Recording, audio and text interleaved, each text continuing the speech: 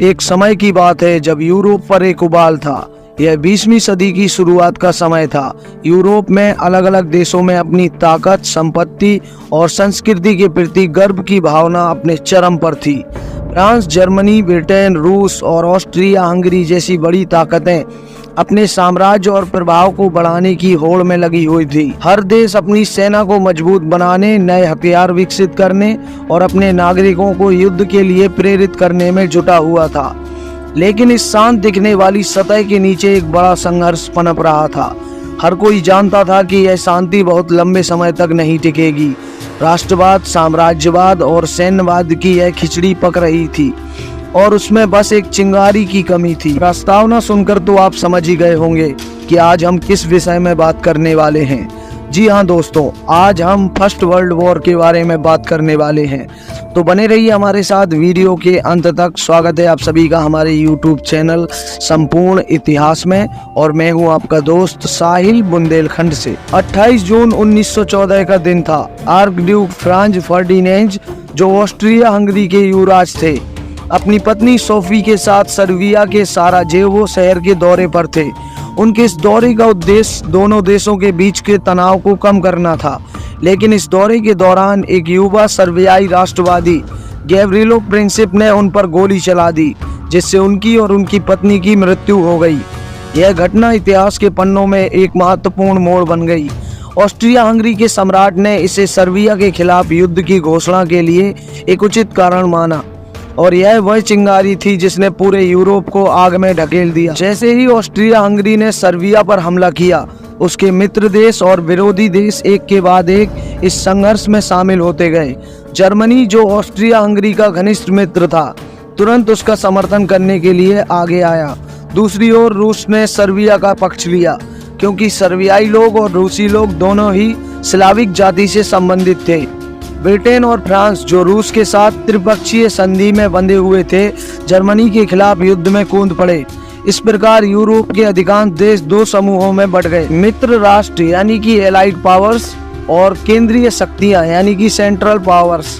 युद्ध की शुरुआत में जर्मनी ने अपने शक्तिशाली और कुशल सेना के साथ पश्चिमी यूरोप पर कब्जा करने की योजना बनाई। वे बेल्जियम के तट से होकर फ्रांस की ओर बढ़े, लेकिन बेल्जियम के लोगों ने वीरतापूर्वक उनका मुकाबला किया।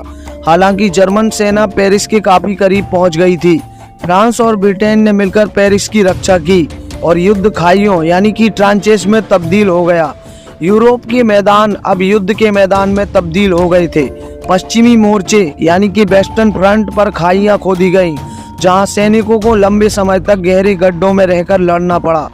ये खाइयां कभी कभी कई किलोमीटर लंबी होती थीं और इनमें रहने की स्थिति बहुत ही भयानक थी। बारिश में ये खाइयां पानी से भर जाती और सैनिकों को गंदगी और चूहों के बीच रहना पड़ता था।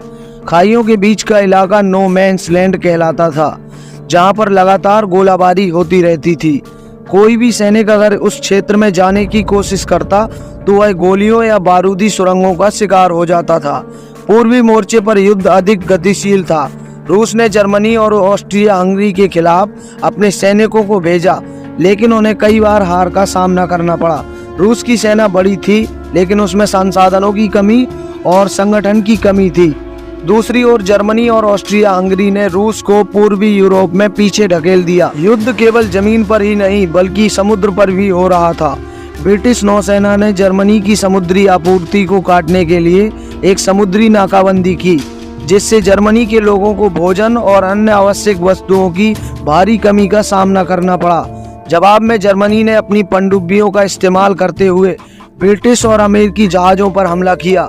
1917 में जर्मनी ने एक घातक निर्णय लिया। उन्होंने घोषणा की कि वे असीमित पनडुब्बी युद्ध करेंगे, जिसका मतलब था कि वे किसी भी जहाज पर बिना चेतावनी के हमला करेंगे। इसके परिणाम स्वरूप कई अमेरिकी जहाज़ों को डुबा दिया गया, जिससे अमेरिका में आक्रोश फैल गया। इसी दौरान जिमरमैन टेलीग्राम नामक एक गुप्त संदेश भी पकड़ा गया, जिसमें जर्मनी ने मैक्सिको को अमेरिका पर हमला करने के लिए प्रोत्साहित किया था। इन घटनाओं के बाद अमेरिकी राष्ट्रपति वुडरो विल्सन ने युद्ध में प्रवेश का ऐलान कर दिया। अप्रैल 1917 में अमेरिका ने मित्र राष्ट्रों के पक्ष में युद्ध की घोषणा की। अमेरिका की युद्ध में शामिल होने से मित्र राष्ट्रों को नई ऊर्जा और संसाधन मिले, जिससे युद्ध का रुख बदलने लगा। 1918 तक जर्मनी और केंद्रीय शक्तियों की हालत बहुत खराब हो चुकी थी। उनकी अर्थव्यवस्थाएं टूट चुकी थी और सैनिकों का मनोबल गिर चुका था। अक्टूबर 1918 में ऑस्ट्रिया हंगरी ने आत्मसमर्पण कर दिया। जर्मनी भी अधिक समय तक टिक नहीं सका और 11 नवंबर 1918 को उन्होंने मित्र राष्ट्रों के साथ युद्ध विराम की घोषणा की। यह दिन स्मरण दिवस के रूप में मनाया जाता है। युद्ध खत्म हो गया, लेकिन उसके घाव अभी भी ताजे थे।